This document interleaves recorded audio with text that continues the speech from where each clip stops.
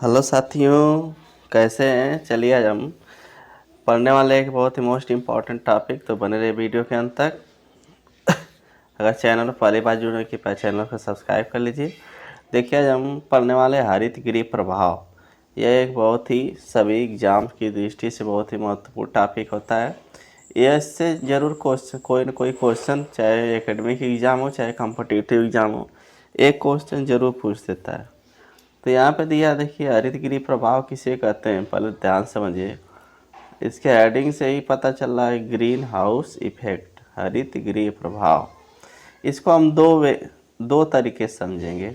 कुछ विद्यार्थी कहेंगे कि हरित मतलब हरा, गृह मतलब घर, प्रभाव मतलब यानी कोई हरा कलर का घर होगा जिसका कोई प्रभाव होगा, उसी को क्या कहेंगे, ग्रीन हाउस इफेक्ट कहते हैं। एक तो इस पर मतलब इस वे में हो गया।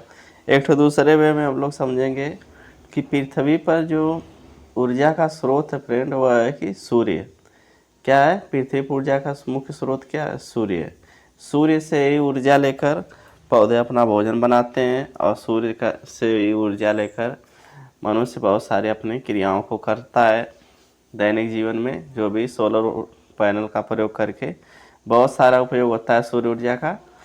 तो पृथ्वी पर जो सूर्य की ऊर्जा विकिरण के रूप में पहुँचती है, किसके रूप में, प्रकाश विकिरण के रूप में पहुँचती है, जिसके लगभग 75% हिस्से का प्राणियों द्वारा पौधों कर लिया जाता है।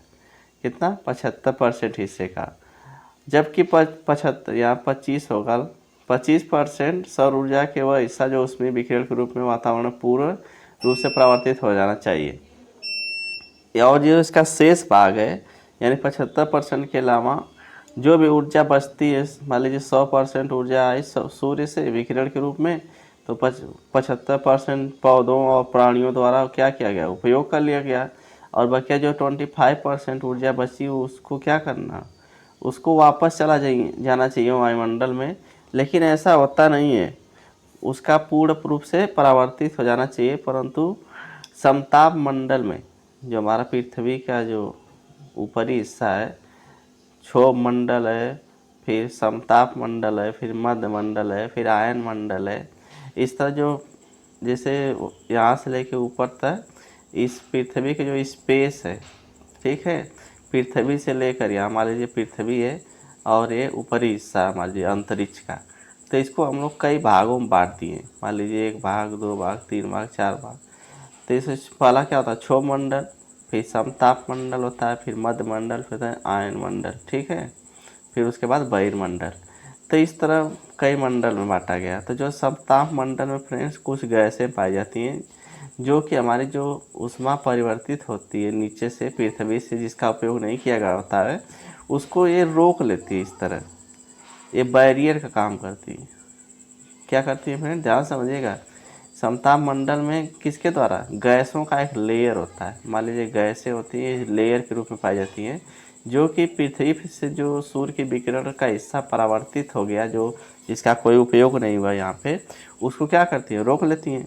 जब ये रोक लेती हैं फ्रेंड, तो जाहिर सी बात है कि जब रोकेंगी तो पृथ्वी पर क्या होगा, तो पृथ्वी के तापमान में क्या होगा, गर्मी बढ़ेगी, इसका ताप बढ़ जाता है।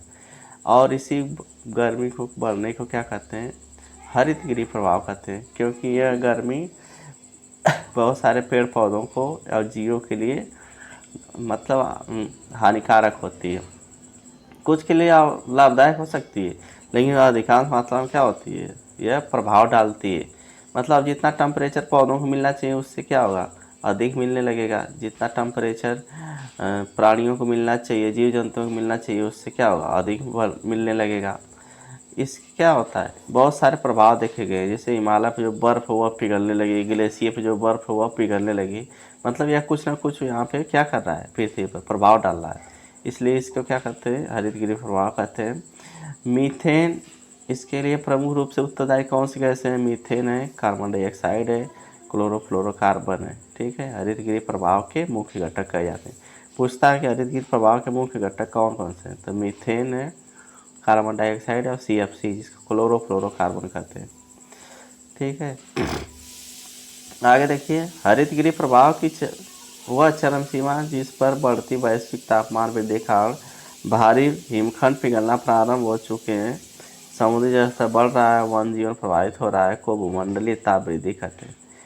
भूमंडलीय ताप वृद्धि के नाम से भी ग्लोबल वार्मिंग भी पूछा जाता है। ग्लोबल वार्मिंग क्या है, तो एक नया टॉपिक, एक नया हेडिंग भी पूछ सकता है कि ग्लोबल वार्मिंग।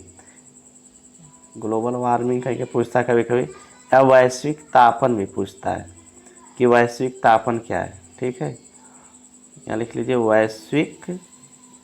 वैश्विक तापन करके एक हेडिंग पूछता है आप लोगों से कि वैश्विक तापन किसे कहते हैं।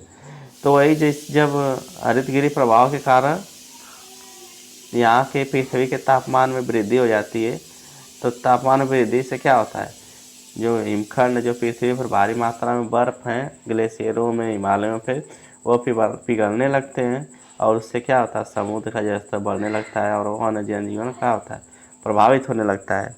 इसी को क्या कहते हैं, भूमंडलीय ताप वृद्धि हरितगृह गैसों के बढ़ते प्रभाव के कारण ही होता है। इसी को ग्लोबल वार्मिंग कह सकते हैं। ठीक है, तो ये सब प्रभाव होता है। अब बात आती है कि हरितगृह प्रभाव, यानी हरितगृह बार बार नाम आ रहा है, हरितगृह मतलब हरे रंग का। कुछ विद्यार्थियों के मन में चलता होगा कि यह हरे रंग का होना चाहिए, या हरा घर प्रभाव, गृह प्रभाव भी कहते हैं इसको। तो हाँ फ्रेंड्स, इसके लिए पृथ्वी पर कुछ देखिए एक चित्र दिखाया गया है ग्रीन हाउस इफेक्ट का। यहाँ सूर्य से बहुत सारी विकिरणें आ रही पृथ्वी पर, और बहुत सारी विकिरणें उपयोग की जा रही पौधों द्वारा और विभिन्न पदार्थ के लोगों द्वारा, लेकिन कुछ मात्रा यहाँ से देखिए रिफ्लेक्ट होकर यहाँ फिर वापस आ जा रही है। ये लेयर जो ग्रीन हाउस गैसों का लेयर है, किसमें, एटमॉस्फेयर में। बताया ना है कि समताप मंडल में एक ग्रीन हाउस गैसों का एटमॉस्फेयर है जो इन गैसों को वापस जाने नहीं देता है वायुमंडल में, रोक लेता है। जिसके कारण क्या है, ये गैसें निकलती कहाँ से, देखिए फैक्ट्रियों से निकलती हैं और विभिन्न प्रकार के जो वायुयानों से निकलती हैं। ठीक है, ये सब इसी अन्य स्रोत से गैसें निकलती हैं जो कि यहाँ पे लेयर के रूप में पड़ी रहती है, और यही विकिरणों को ऊपर जाने नहीं देती। देखिए यहाँ से रिफ्लेक्ट कर देती है सब। ठीक है, अब देखिए ग्रीन हाउस यहाँ पे बनाया गया। इस तरह का घर आप लोग देखे होंगे, इस समय बहुत बन रहा है ग्रीन हाउस घर। ग्रीन हाउस का मतलब इस तरह का घर बना के हरे रंग का आप लोग देखेंगे शेड लगा दिया जाता है। क्या लगा जाता है, शेड, मतलब प्लास्टिक का कुछ होता है, कांच का कांच की तरह होता है, इस तरह की बना दिया जाता है। और इसके अंदर देखिए गमले में या विभिन्न प्रकार की वनस्पतियाँ उगाई जाती हैं। ठीक है, ऐसा क्यों किया जाता है, क्योंकि कुछ वनस्पतियों को फ्रेंड्स, कुछ फूलों को, कुछ फ्लावरों को अधिक देर तक ताप की आवश्यकता होती है। और जो कि मान लो सूर्य के द्वारा, मान लीजिए सूर्य की ऊर्जा आई, जब तक सूर्य रहेगा तभी तक ना, फिर उसके बाद भी अगर ऊष्मा की आवश्यकता होगी, जो पौधे, कुछ पौधे ऐसे होते हैं जिसको ज़्यादा ऊष्मा की आवश्यकता होती है, तो इसीलिए ऐसा गृह बना दिया जाता है, कांच का बनाया जा रहा है। अब वो बहुत देखे होंगे, हर जगह बनता है। इसमें बागवानी लगाई जाती है, बागवानी के लिए, या जो बहुत अलग अलग तरह के पुष्प होते हैं उनको उगाने के लिए इस घर को बनाया जा रहा है। इससे होता है कि मान लीजिए पुष्प को सूर्य मान लीजिए 8 घंटे ऊष्मा दे रहा है, उसके बाद सूर्य जब अस्त हो जाएगा तो इन पौधों को मान लीजिए 10-12 घंटे और चाहिए ऊष्मा, तो कहाँ से मिलेगी। तो इसलिए इसको बना दिया जाएगा। जो विकिरण इसमें तो आती तो तेज़ी से, विकिरण देखिए यहाँ पे दिखाया गया, विकिरण इसमें आ जाएगी, तेज़ी से अंदर प्रवेश कर जाएगी, लेकिन जो कांच का एक बना है घर, यह विकिरण को उतना तेज़ी से बाहर नहीं जाने देता है। यह क्या करता है, रोक लेता है, और रोक लेता है तो इसके अंदर का तापमान वृद्धि हो जाती है, जिसको कारण यहाँ फ्लावर सुगमता से उगते हैं। ठीक है, तो आप समझ में आ गए होगा कि हरा गृह क्यों कहा जाता है इसको। हरा मतलब ये हरे रंग के कांच का बनाया जाता है अधिकतर, इसलिए इसे हरा गृह प्रभाव, क्योंकि यह फ्लावरों पे क्या कर रहा है, एक प्रकार का प्रभाव, इफेक्ट ही डाल रहा है। ठीक है, आई होप आप लोगों को अच्छे से समझ में आ गया होगा। देखिए यहाँ पे बनाया गया है, बताया ना बागवानियों के लिए बनाया जाता है। इसके अंदर कीड़े प्रवेश करती हैं, जितना तेज़ी से उतना तेज़ी से बाहर नहीं निकल पाती हैं, और जब बाहर नहीं निकल पाते हैं तो इसके अंदर का तापमान क्या होता है, बढ़ जाता है, और वो धीरे धीरे लो होता है। क्यों, किसके कारण, क्योंकि ये हरे रंग का जो कांच का गृह बना रहता है। ठीक है, आई होप आप लोगों को समझ में आ गया होगा अच्छे से। अगर वीडियो पसंद आई हो तो कृपया कमेंट कर दीजिए और एक लाइक का बटन दबा के और चैनल को पहली बार देख रहे हैं सब्सक्राइब कर लिया करिए। थैंक्स, मिलते हैं नेक्स्ट वीडियो में। जय हिंद, वंदे मातरम।